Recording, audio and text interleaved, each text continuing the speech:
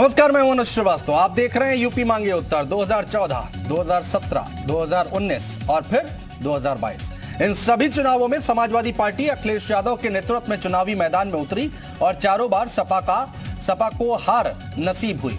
लिहाजा 2024 के लिए अखिलेश यादव ने दूसरी रणनीति अपनाने की तैयारी की है। दरअसल 2024 के लिए पीडीए यानी कि पिछड़ा, दलित और अल्पसंख्यक फैक्टर के साथ सपा मुखिया सॉफ्ट हिंदुत्व पर भी फोकस कर रहे हैं ताकि चुनाव के वक्त इसका फायदा मिल सके। जून के महीने में समाजवादी पार्टी ने धार्मिक नगरी नैमिषारण्य में प्रशिक्षण शिविर आयोजित कर विरोधी दलों को सीधा संदेश दिया था कि सपा भी हिंदुत्व की बात करती है। अब 2024 का चुनाव और नजदीक आता जा रहा है, लिहाजा सपा मुखिया एक बार फिर हिंदुत्व का संदेश देने की कोशिश में है और इसके लिए उन्होंने नवरात्र में प्लान वीआईपी तैयार किया है। क्या है समाजवादी पार्टी के मुखिया का प्लान नवरात्र और क्या यह प्लान बीजेपी के लिए मुश्किल खड़ी कर सकता है? ऐसे तमाम सवालों पर चर्चा करेंगे, लेकिन उससे पहले एक रिपोर्ट देखिए।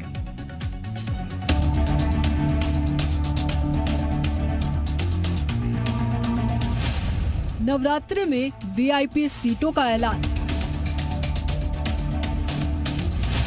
अखिलेश का सॉफ्ट हिंदुत्व प्लान,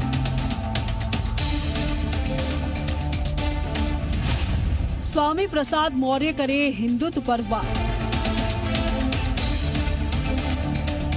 अखिलेश यादव बार बार सॉफ्ट हिंदुत्व का रुख करते हैं। हाल ही में सपा ने लोकसभा चुनाव की तैयारियों के मद्देनजर 2 दिवसीय प्रशिक्षण कार्यक्रम सीतापुर के नैमिषारण्य में आयोजित किया था।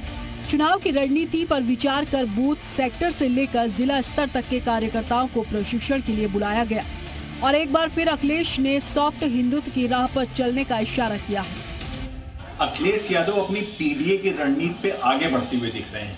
इस बार उन्होंने लड़ाई को मनोवैज्ञानिक स्टेज पे पहुंचा दिया है, जहां पर उन्होंने नवरात्रि में वीआईपी सीटों पर चुनाव लड़ने वाले प्रत्याशियों की घोषणा से खुद को संबद्ध कर लिया है। अभी ये कहा जा रहा है यूपी में कौन सी ऐसी सीटें हैं जिनको वीआईपी माना जाता है। मुझे लगता है लखनऊ की सीट, बनारस की सीट, गाजियाबाद की सीट, गोरखपुर की सीट, कन्नौज की सीट, इटावा की सीट, रामपुर की सीट, ये ऐसी कुछ सीटें हैं जिनके बारे में कहा जा सकता है कि रायबरेली वगैरह अमेठी को भी इसमें जोड़ दें तो ये कुछ ऐसी सीटें जिनके बारे में कहा जाता है कि ये वीआईपी सीट है और इस बार समाजवादी पार्टी इस पर अपनी संभावनाएं देख रही है। दरअसल पार्टी नवरात्रि में यूपी की 10 से 12 सीटों पर प्रत्याशियों के नामों का ऐलान कर सकती है। इनमें से 5 सीटें वो भी हो सकती हैं जिन पर यादव परिवार के सदस्य चुनाव लड़ते हैं। पिछले चुनावी रण के नतीजे बताते हैं कि भाजपा ने इन सीटों पर भारी अंतर से जीत हासिल की थी, जो इंडिया गठबंधन के लिए कठिन डगर बना रहा है। ऐसा इसलिए है कि पिछली बार सपा बसपा के गठजोड़ के बावजूद बीजेपी की लहर के आगे इन वीआईपी सीटों पर अधिकांश बीजेपी जीती थी। हालांकि अखिलेश नवरात्र में वीआईपी सीटों का ऐलान करने की तैयारी में है, लेकिन समाजवादी पार्टी के दिग्गज नेताओं में शुमार स्वामी प्रसाद मौर्य बार बार हिंदुत्व को निशाने पर लेते हैं और अखिलेश स्वामी के विवादित बयानों पर चुप्पी साधे रहते हैं।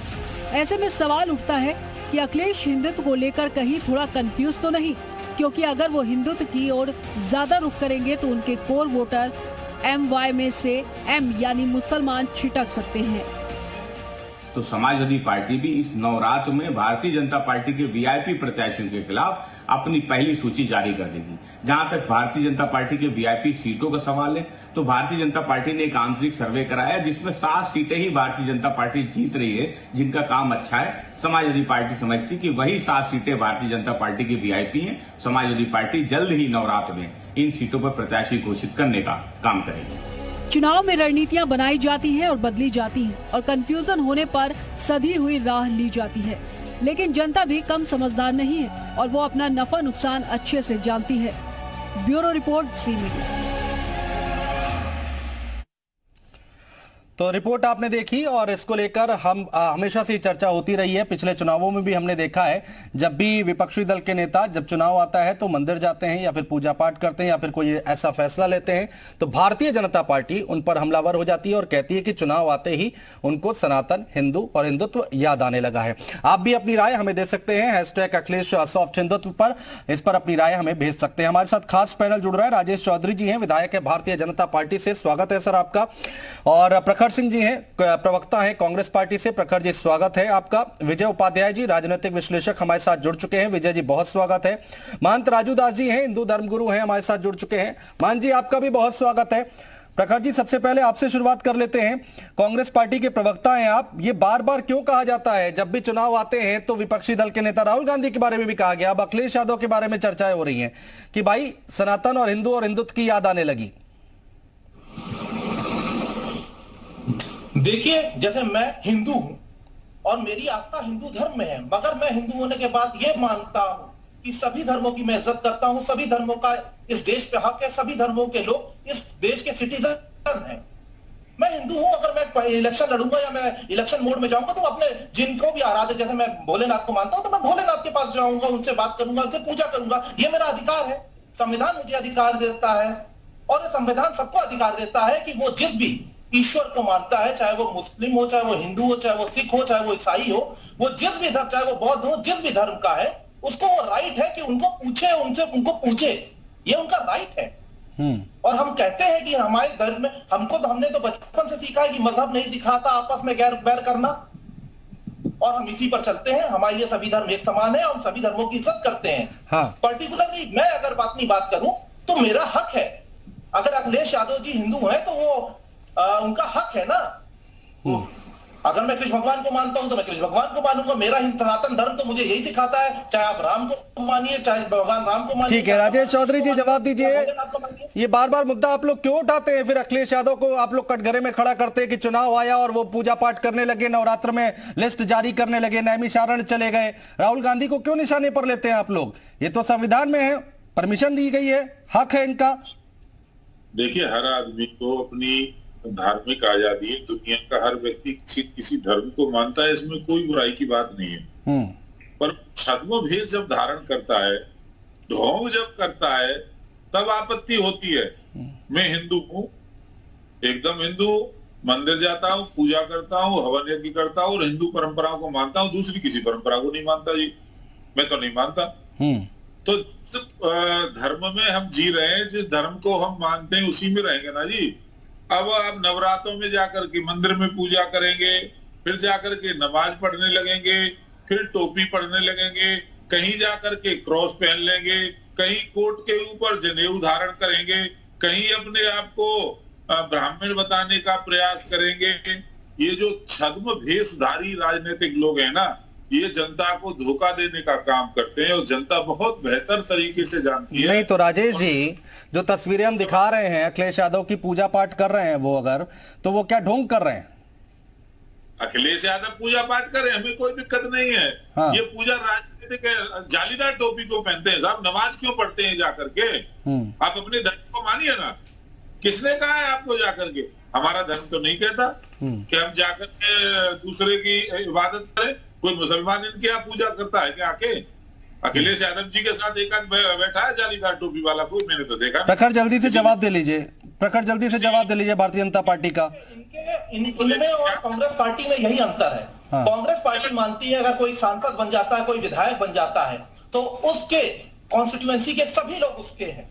वो हिंदू हो, चाहे मुसलमान हो, चाहे सिख हो, चाहे ईसाई हो, चाहे बौद्ध हो, वो सभी के लिए सम्मान करेगा, सभी को ऐसा कंफर्टेबल फील कराएगा कि वो उस देश के इस देश का पार्ट है। अगर कोई व्यक्ति, मैं लखनऊ से अगर देवा शरीफ गया तो क्या मैं हिंदू नहीं रहा? ये इनकी सोच है, इनकी बांटने वाली सोच है, और ऐसे ही लोग इस देश को और समाज को बांटते हैं। कांग्रेस पार्टी मानती है कि सभी लोग इस देश का हिस्सा है, सभी लोगों ने इस देश के लिए खून पसीना बहाते हैं और ये देश सभी का है। राजेश जी की आवाज नहीं आ रही है। ठीक है प्रखर, एक सेकंड बोलिए राजेश जी जल्दी। इसको बांटने का काम तो कांग्रेस ने ही किया है। जवाहरलाल नेहरू भी देश को बांटने में, देश को तोड़ने का काम तो कांग्रेस ने किया, किसी दूसरे ने नहीं किया। और कांग्रेस ने जो पाप किए उसी की तो सजा ये काम किया। पाकिस्तान को बांटा, पाकिस्तान को दो टुकड़े किए। कांग्रेस पार्टी ने पाकिस्तान के दो टुकड़े के लिए आपकी तरह नाटक नहीं करते हैं। इस देश को नहीं बांट रहे हैं, पाकिस्तान को बांटा है और हम फख्र से कहते हैं कि पाकिस्तान को हमेशा मुंहतोड़ जवाब दिया और उनको दो हिस्सों में बांटा। गर्दन काटने के नारे लगाए जाते हैं। ठीक है, ठीक है, ठीक है, ठीक है, ठीक है। बाकी मेहमान भी है। कपिल श्रीवास्तव आ गए, समाजवादी पार्टी के प्रवक्ता है। ठीक है मान जी, आ रहा हूं, इसके बाद आ रहा हूं। कपिल जी का एक रिएक्शन ले लूं। विजय जी आ रहा हूं, थोड़ा सा वेट करिएगा। कपिल जी, ये बार बार चुनाव आते ही मंदिर जाना, सनातन हिंदू और हिंदुत्व की बात करना। राजेश चौधरी जी भारतीय जनता पार्टी के विधायक हैं, वो कह रहे हैं भाई मानिए इसमें बुराई नहीं है, लेकिन ढोंग तो ना करें।